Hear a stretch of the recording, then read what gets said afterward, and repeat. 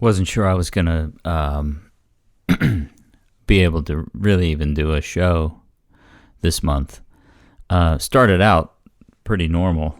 March did. Talking more, yeah. Talking. You guys are talking. We're talking. Oh, really? A lot of talkers. I would agree with that. This podcast is called Erase the Filter. Erase the filter. Erase the filter.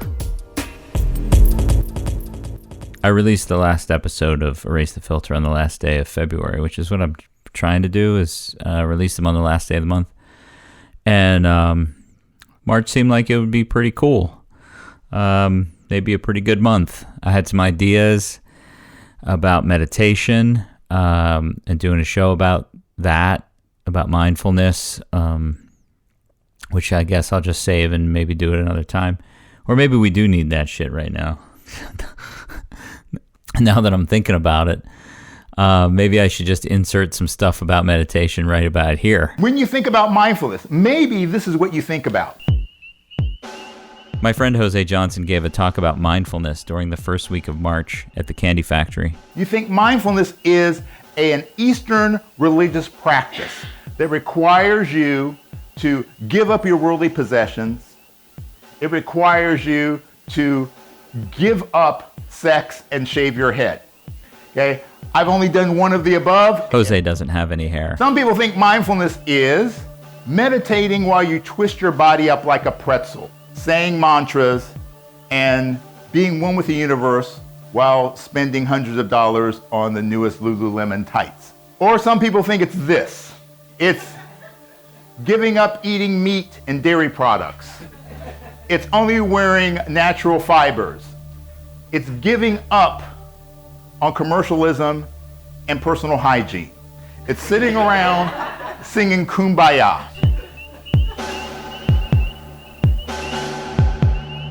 Or this is a clinical definition, this scientific definition. Mindfulness is the self-regulation of attention with an attitude of curiosity, openness, and acceptance. Now, which one of these is correct?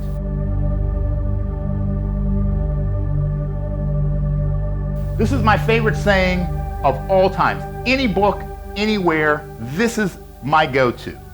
It's from the Tao Te Ching. It's the foundation of the Taoist philosophy. And it says the Tao, and the Tao means in Chinese, it means the way, like the universal principle. Okay? The Tao, which can be named, is not the true Tao. This is the first verse in the first sentence of this book, and it sets the framework. And this is my personal philosophy. The Tao which can be named is not the true Tao. And what that basically means is, as soon as you define something, it stops being what it truly is. So this is March 2020. It's like a 9/11 moment, where this period will forever be associated with COVID-19, a disease caused by a virus, coronavirus. A coronavirus is like an umbrella term for a group of viruses that cause diseases like SARS, MERS, or COVID-19. Did you know that the CO is for corona, and the VI is for virus, and the D is for disease? No fucking idea what happened to the first 18 of those. No, I'm just kidding. The 19 is for 2019. Around the globe, people are under lockdown or quarantine or stay-at-home orders. People are staying at home. If you're lucky enough to have a home. Even though we all knew that we were all looking at too many screens for too long, we're now at home looking at more screens for a lot longer. The screen thing was a problem for me, like most people, even before the mandate to stay home. So I started reading a book, like one made out of paper.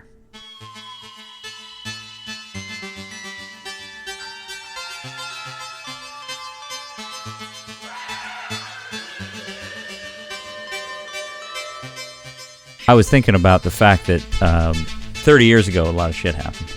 That was that spring of cheap wine. That's right. We were in Campbell Hall. I first heard Chris and Cosey on the Besto Gordo mixtape. I wish I still had that tape. I Blue Side, Pink Side. I wish I still had. In 1990, Dave Bellard and I both lived in Campbell Hall on the campus of Clarion University of Pennsylvania. We were freshmen. He was called Gordo. I was called JC. Dave came from Pittsburgh and was tapped into flavors of alternative music that I had never been exposed to. You introduced me to Legendary Pink Dots on that tape. Cocteau Twins. In 1990, there was probably like Chris and Cosey, Front 242, Meat Beat Manifesto. Who else? Greater Than One. Yeah. A lot of wax tracks, and Chris and Cosey were wax tracks. I mean, that's how I first got into them. Chris and Cosey, Put Yourself in Los Angeles, October Love Song, Stolen Kisses, Silent Cry, Trust. These were songs that opened up a whole new idea of what music could be for me. Chris Carter and Cosey Fanny Tootie. Chris and Cosey.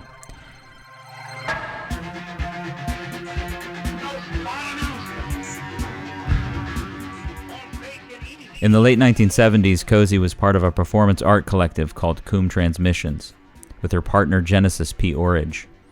Out of that group formed the band Throbbing Gristle with Chris Carter and Peter Christopherson. Together they launched Industrial Records, which became known as the namesake of the industrial music genre, a genre based heavily in electronics with an abrasive, experimental, and often transgressive sound. That band, Throbbing Gristle, splintered in 1981, with Carter and Fanny Tootie forming Chris and Cosey, and Genesis and Christopherson forming Psychic TV. Christopherson later went on to form Coil with John Balance. I first got into Psychic TV. That was the first band I got into, and that was in the mid-'80s. Okay. I bought their album Allegory and Self, which is right before they started doing their Acid House stuff. So it was like their last rock album, and I was also getting into Wax Trax at the same time. Wax Trax was a record label based in Chicago in the 1980s. It featured a lot of industrial music. In 2017, Cosey Fanny Tootie released an autobiography called Art, Sex, Music. It sat on my shelf since its release, a very daunting, thick book, until the beginning of 2020 when it came time for me to start reading again. Books made from paper. As a side note, all of the music in this segment is from the early Chris and Cosey catalog of the 1980s, used with permission. Check the show post for song titles and links.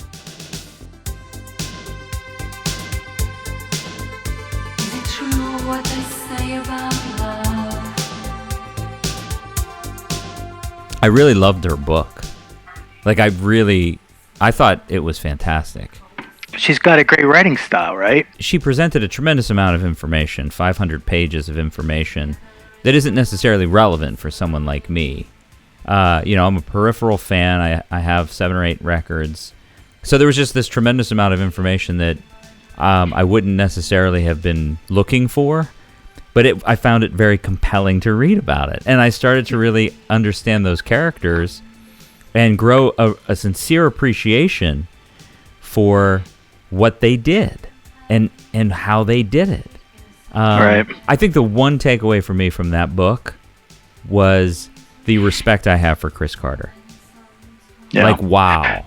It makes me want to go back and just study his entire life's work. Chris and Cosey have been musical partners and life partners since the late 1970s.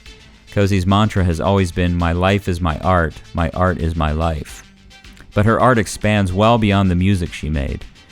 She may, in fact, be most known for the controversial prostitution exhibition by Coom Transmissions in 1976 at the Institute of Contemporary Arts in London. Cosey had previously entered the world of pornography as a performance art piece for the purpose of having herself photographed and published, and then incorporating the published images in her own artwork. Prostitution featured much of that work, as well as the official launch and first gig of Throbbing Gristle. The controversial exhibition actually inspired a debate in the House of Commons, where one MP referred to them as, quote, wreckers of civilization, unquote. Cosey continued her performance art actions throughout her life and remains an internationally known performance artist. But in the shadows, behind his own inventions and self-built synthesizers, sits Chris Carter. He was clearly the musical master behind the works of Throbbing Gristle, Chris and Cosey, and all the subsequent projects that followed. His focus is about the music and the sound, not the spotlight. The Cosey book for me was never really hearing her voice, frankly, never really hearing any of her opinions about anything. even less so is Chris Carter, even still, even to this day. Right. Chris Carter hasn't written a book. Chris Carter doesn't really do a lot of interviews. Chris Carter really doesn't care what you think or what you don't. You know, he builds his machines and he makes advances in music. Yeah, that's really interesting. Compared to the other materials you've read about those bands, what was this book like? For one, it's good to hear Cosey's voice, and her writing style is really good. She has a almost a journalistic style where it's really factual. It doesn't feel embellished. The beginning of each section was an excerpt from her diary. Yeah, so she wrote a diary every day, so it's not surprising that it reads very fact-based. What was interesting was to get a little bit more, I mean, for me, as a fan of Psychic TV and Coil, to get her opinions about all of those people. And you learned a little bit more about, like, for myself, one of the things as a big Psychic TV fan has been, you know, over the past 2 decades or so, even though he's been more and more, I guess, celebrated in the contemporary art circles, it was really interesting to get a little bit more perspective on Genesis's really sort of abusive nature, and a little bit more confirmation about the reason why he cannot retain. He couldn't. He's dead now too, but he couldn't retain partnerships. He could not foster creative collaborations that would last. Yeah. And I think that's owing a lot to who he is. But I had known that because I had actually spoken. I knew Genesis, I mean, briefly and peripherally, just working on a few things with labels that he was on, and with him. You know, I wanted to do a book with him, which he was very interested in the late 90s. But at that time, that's when I just, in the conversations that I had with him and just some of the back and forth, I realized that, you know, his transactional nature. And then I started talking to other people around him who had worked with him, and you know, started to get a much more fuller picture of who he was. So from that perspective, it was interesting to her book was very interesting to me because she sort of as somebody who was with him, you know, as his girlfriend. It was interesting to hear that, you know, her side of this, and some pretty shocking stuff, actually. Genesis P. Orridge died on March 14th, 2020, right in the middle of my reading this book. It was weird to have the news of his death come across my phone while reading about Throbbing Gristle reuniting in the early 2000s. As narcissists do, they force their way into the narrative even long after the fact. Dave and I commented on how even though we were talking about a book written by and about Cosey, we still spent a considerable amount of time talking about Genesis.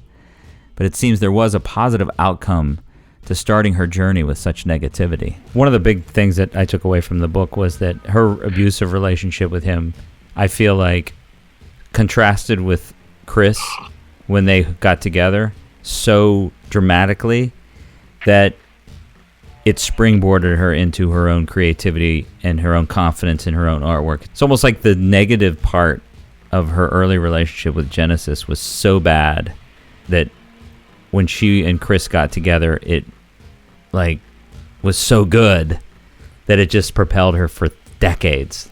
Yeah. It was a very beautiful love story, I felt. Mm-hmm. That part of it was I don't know, I gained so much respect for the two of them and what they did. They've stuck with it, and they've evolved, but they've respected their own past. It was a very inspiring story, and I really appreciate her more as an artist after having read it.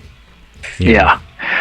That's it. I agree. Art, Sex, Music is a great book, and if you're familiar with Chris and Cosey or any related artists like Throbbing Gristle, Psychic TV, Coil, or Coombe Transmissions, you should dive into it, especially if you find yourself with unexpected free time due to COVID-19. Like, I'm going, who's this guy? Erase the filter. Trump visits Virginia to see off hospital ship despite Trump travel says he'll warnings. consider 2-week quarantines Despite repeated on New warnings York from parts of authorities New against Jersey non-essential and travel during the coronavirus Mortgage outbreak. President Donald Trump Donald Trump was said to be down for Virginia on Saturday during his full motion What if the sky is falling? Another virus. Fuck. Coronavirus. COVID-19. Yeah, it was out there back in February, sort of a side story on the news. I'm sure there were people who work in healthcare who were thinking, shit, man, fasten your seatbelts. This is going to get real. I don't think anyone in my circles could have imagined the state that we're now in as I write this, coming into the last week of March. All non-life sustaining businesses are closed in Lancaster, Pennsylvania. Like zillions of others on the planet, Ann and I have taken to connecting with other humans online through virtual gatherings over web conferencing platforms like Zoom. And of course, when in Rome, you spin up a live stream show for everyone who is spending way too much time on the Facebook. So we thought about, okay, if we were going to do a little live stream, Ann wanted to do something late night. Hey, this is late night for me. This is happy hour for me. So we compromised. We said, okay, we'll do a late night show at 9 o'clock. Yeah, Sandy's drinking some bad Chardonnay right now. Congratulations to Sandy on your bad Chardonnay choice. Got some your Cabernet in the horrible house. choice in Chardonnays. So how are you taking the load off? So we're seeing walking, which is great. Get some exercise. Walking's important. I actually think we've walked more in the last 2 days. I think this showed us, at least from a social perspective, all the things that we do socializing and all the people that we socialize with on a regular basis. And it's challenging, especially if you are extroverted like we both are. Man, this is The big question on my mind right now is, what the fuck does this look like at the end of April? Yeah, I did start to meditate again. And frankly, getting myself right as we head straight into the peak of the COVID-19 pandemic ain't a bad idea. I was reminded about how effective a meditation practice can be during a conversation I had recently with Marquise Lupton. This was back in December for another podcast I produced called Doers. Marquise is a local podcaster and a media guy, and our real conversation had nothing to do with meditation. But during the pre-show, this happened. A 5-minute meditation before meetings and just really center myself. It sounds kind of woo-woo, but it really wasn't. It was very practical. I completely understand. What I had learned, or what I was introduced to, was this concept of, it was the disengagement of the story. So if I'm at a meeting with you, and I recognize for myself that I am not my thought. Okay, so just think about that for a second. Think about the fact that you're not your thought. If you can recognize your thinking, Right. then you are not the thought by nature. Right. You can't. There is something other than thought. Right. If you can acknowledge that you're thinking. Fucking psychedelic, ambient, half-speed vinyl mix. So if that's the case, the concept was that you are bigger than your thoughts. Your thoughts, your mind, your egoic mind is part of your whole being. Right. Right. And the egoic mind, is the thing that wants confrontation. It's the thing that gets angry. It's the thing that gets contentious. It's the thing that wants to either win or lose. Right. So it either wants to be the winner so that it can say I'm right and you're wrong, or it wants to be a victim. Oh. Say, these things are happening to me. That's the story we create. The ego wants either one. The middle is where the ego doesn't want to be. Okay. Because the acknowledgement that there is thought means that the ego is not you, and therefore the ego can be sort of diminished, and you can work through stress. You can work through anger. You can work through these things, right? So if that's the case, then you are in the same position that I'm in. So the way this would work in a contentious meeting or a high stakes meeting is if my client or my stakeholder is pissed off about something, then I'm looking at that person and saying it's not the person. It's the person's egoic mind that is getting angry. Right. The person is neutral. The person is another human being, and we are the same. So I need to treat that person with respect, regardless of what that person's ego is doing. I love that. You get what I'm saying? Yeah, I love that. Fucking psychedelic, ambient, half-speed vinyl mix. So it put me in a position then where I wouldn't escalate. So a client could berate me. Right. or a member of my team and say, you're screwing this up and you're way over budget, and what are we going to do about it? And because I had centered myself before and kind of refreshed that, I would say, well, let's solve the problem together. Mm-hmm. And, that diffuses contention respectfully and acknowledging that I need to treat this other person with dignity, diffuses that whole fight. Right. And then I can say, well, yeah, you're right. There's a problem. People, please, listen to doctors and scientists. Listen to experts. Don't listen to politicians. Stay safe. Stay in. Listen to podcasts. This is Jason Mundok. Thanks for listening to Erase the Filter. Show notes can be found at erasethefilter.com, and if you have feedback about the show, feel free to email me at jmundok, jmundok, @gmail.com. And always remember, Open your mind. Be yourself. erase the filter.